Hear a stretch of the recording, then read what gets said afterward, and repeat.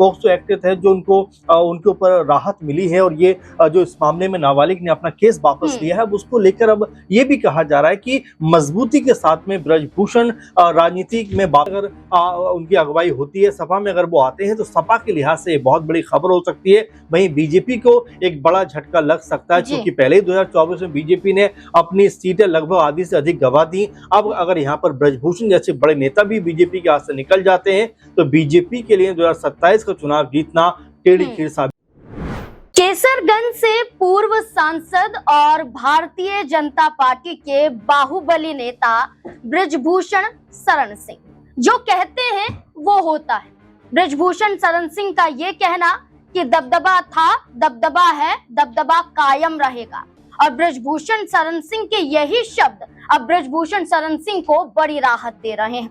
जहां यौन शोषण मामले में ब्रजभूषण शरण सिंह के खिलाफ महिला पहलवानों ने जो जंतर मंतर पर विरोध प्रदर्शन किया, दिल्ली की सड़कों पर जहां पहलवानों ने ब्रजभूषण शरण सिंह की गिरफ्तारी की मांग की, जहां कहा गया कि ब्रजभूषण शरण सिंह ने पहलवानों के साथ गलत हरकतें की हैं, यौन शोषण मामले में लिप्त हैं ब्रजभूषण शरण सिंह। इसके बाद पूरा मामला तूल पकड़ता हुआ नजर आया। विपक्ष ने पहलवानों का साथ दिया, आंदोलन हुआ, भारतीय जनता पार्टी घिर गई और लोकसभा चुनाव में ब्रजभूषण शरण सिंह का टिकट ही कट गया।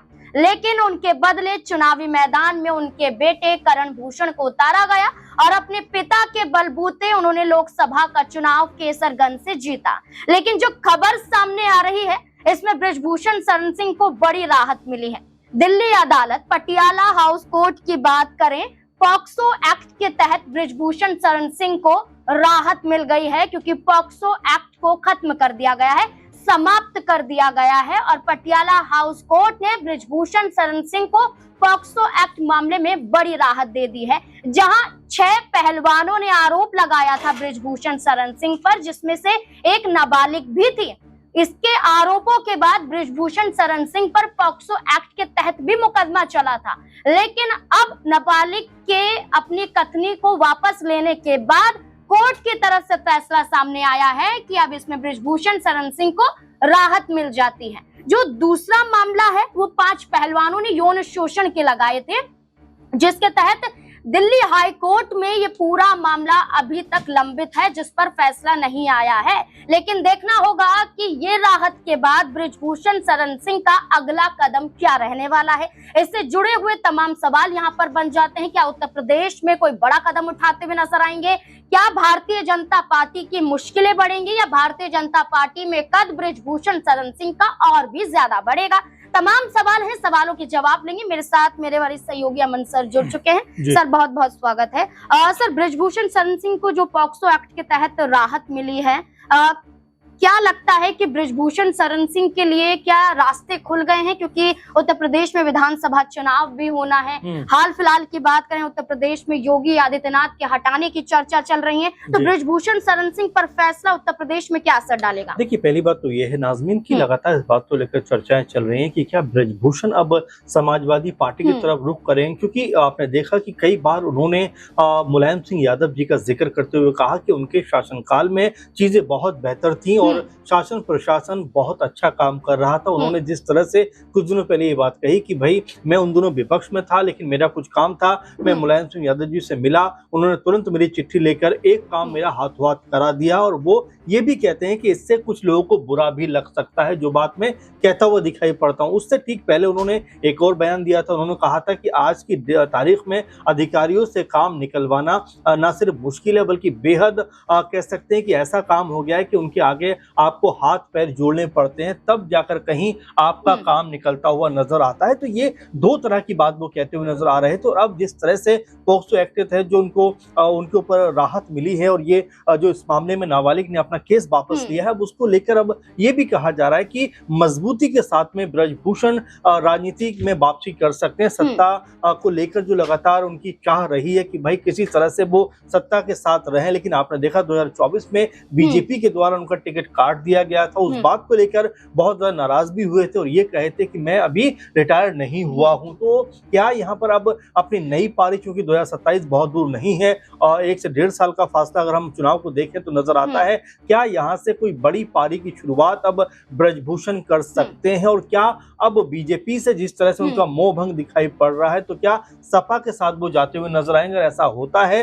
तो 2027 में सपा जो सत्ता में आने की अपनी उम्मीदें देख रही है, ब्रजभूषण के आने के बाद उनकी उम्मीदों को पंख लग सकते हैं। क्योंकि आप देखिए 30 से 40 पूर्वांचल की ऐसी विधानसभा सीटें हैं जहां पर सीधा सीधा ब्रजभूषण का प्रभाव नजर आता है। तो अगर इतना बड़ा फैसला वो करते हुए दिखाई देते हैं नाजमीन, तो ऐसा मानकर चलिए कि समाजवादी पार्टी को इस पूरे मामले में देखा जाए, जहां ब्रजभूषण शरण सिंह को तो राहत मिली है, जहां बार बार उत्तर प्रदेश में चर्चा चल रही है कि समाजवादी पार्टी के कार्यकाल की तारीफ करते हुए वो नजर आए, लेकिन सवाल तो ये भी बन जाता है कि पहलवानों के जरिए कोई बयान नहीं आया। जो विरोध देखा गया इसमें विनेश फोगाट, बजरंग पुनिया, साक्षी मलिक, कोई बयान अभी तक सामने नहीं आया है। राहत उन्हें कल मिली जबकि बयान आ सकता था। क्या किसी बड़े आंदोलन की तैयारी भी की जा रही है ब्रजभूषण शरण सिंह के खिलाफ? क्योंकि अभी जो 5 जो पहलवानों ने आरोप लगाए थे, महिला पहलवानों ने, वो मामला अभी लंबित है दिल्ली हाई कोर्ट में। क्या लगता है इस पूरे मामले में क्या हो सकता है? देखिए, जाहिर बात है कि इस मामले को लेकर तो भी ये नहीं कहा जाएगा कि भाई सब मामलों से वो कहीं ना कहीं बरी हो गए, लेकिन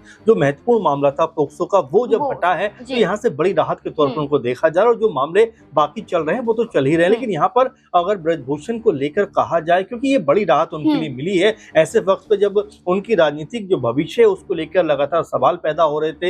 ये भी कहा जा रहा था कि भाई ब्रजभूषण का अब बीजेपी के अंदर पूरी तरीके से हम देखें तो करियर स्टॉप हो गया है। आपने देखा बीते समय पे उन्होंने यहाँ तक कहा कि मैं योगी जी को अपना नेता नहीं मानता, मैं अपना नेता पीएम मोदी को मानता हूँ। यानी कि उत्तर प्रदेश में देखा जाए तो ब्रजभूषण किसी भी बीजेपी लीडर को बड़ा नेता नहीं मानते। एक वक्त पर वो खुद ही योगी आदित्यनाथ के मुकाबले मुख्यमंत्री चेहरे के लिए आगे किए गए थे, लेकिन योगी आदित्यनाथ मुख्यमंत्री बने। क्या वो टीज अब यहाँ पर ब्रजभूषण शरण सिंह की निकल सकती है? कई बार नाज़मीन देखा गया है कि जब ब्रजभूषण बयानबाजी करते हैं, उनकी कह सकते हैं बातों में दर्द छलकता है और ये बात जरूर निकल कर सामने आती है कि एक समय वो भी मुख्यमंत्री पद की रेस में लगभग कह सकते हैं कि बराबर की रेस में थे। और योगी जी, मुझे याद है ठीक कि योगी जी तो उस रेस में कहीं थे ही नहीं, लेकिन अचानक से उनकी एंट्री हो जाती है। और यहाँ पर चाहे आप केशव प्रसाद मौर्य का जिक्र करें, वरुण गांधी का जिक्र करें, या फिर आप 1-2 नामों का और जिक्र करें जो समय चल रहे थे, और ब्रजभूषण का नाम भी उनमें से एक था, जहां पर ये लग रहा था कि उनको भी सीएम पद सौंपा जा सकता है। लेकिन अचानक से उस समय योगी जी की एंट्री होती है,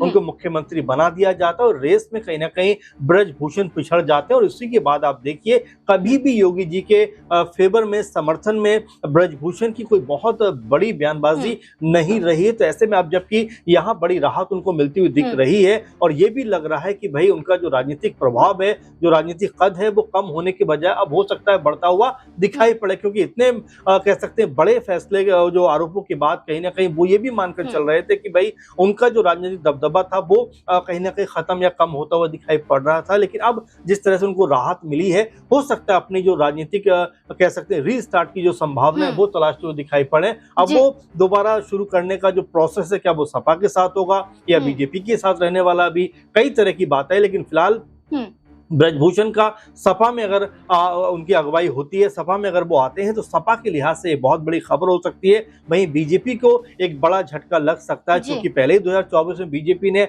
अपनी सीटें लगभग आधी से अधिक गंवा दी। अब अगर यहाँ पर ब्रजभूषण जैसे बड़े नेता भी बीजेपी के हाथ से निकल जाते हैं, तो बीजेपी के लिए 2027 का चुनाव जीतना टेढ़ी खीर साबित हो सकता है। एक आखिरी सवाल लेना चाहूंगी। जब ब्रजभूषण शरण सिंह पर आरोप लगे थे तो समाजवादी पार्टी की तरफ से ब्रजभूषण शरण सिंह के खिलाफ कोई बयान नहीं दिया गया था, सिर्फ कहा गया था कि पहलवानों को इंसाफ मिले। अब जब समाजवादी पार्टी के कार्यकाल की तारीफ ब्रजभूषण शरण सिंह करते हुए नजर आए, तो सपा के कई कार्यकर्ताओं ने उनका सम्मान किया।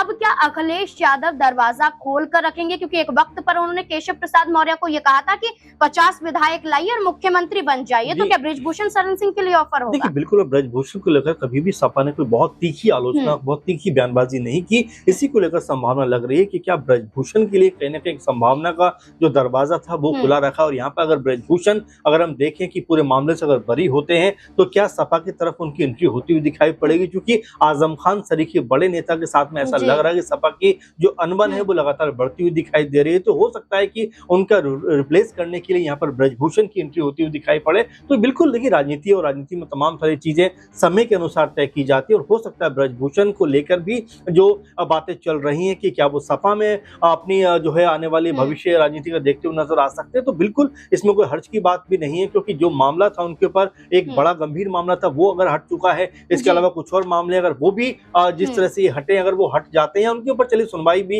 या तमाम तरह से वो कार्रवाई भी चलती है, तो वो एक अलग मसला हो जाता है। लेकिन नाबालिग वाला जो मामला था, इससे हटने के बाद कहीं ना कहीं बड़ी राहत की वो सांस ले रहे हैं, और यहाँ पर संभावना के तौर पर देखा जा रहा है कि बीजेपी की तरफ से जिस तरह से उनको इग्नोर किया गया है, दरकिनार किया गया है, उसी का बदला अब वो सपा में जाकर लेते हुए दिखाई पड़ सकते हैं। बृजभूषण शरण सिंह, जिनके दबदबे की वजह से केसरगंज से उनके बेटे करण भूषण ने लोकसभा का चुनाव जीता, जहां प्रतीक भूषण पहले से ही गोंडा से विधायक है, वहीं बृजभूषण शरण सिंह भी तैयारियां कर रहे हैं अपनी वापसी की। देखना होगा इस राहत के बाद बृजभूषण शरण सिंह उत्तर प्रदेश में क्या बड़ा फैसला लेते हुए नजर आएंगे, और क्या उनका फैसला भारतीय जनता पार्टी पर भारी पड़ता हुआ नजर आ सकता है। क्या बृजभूषण शरण सिंह योगी आदित्यनाथ के खिलाफ जो कहते हैं कि बुलडोजर वाली राजनीति उन्हें अच्छी नहीं लगती है, इस राजनीति को खत्म कर देना चाहिए, योगी आदित्यनाथ को मुख्यमंत्री नहीं होना चाहिए, योगी आदित्यनाथ को अपना नेता नहीं मानते हैं,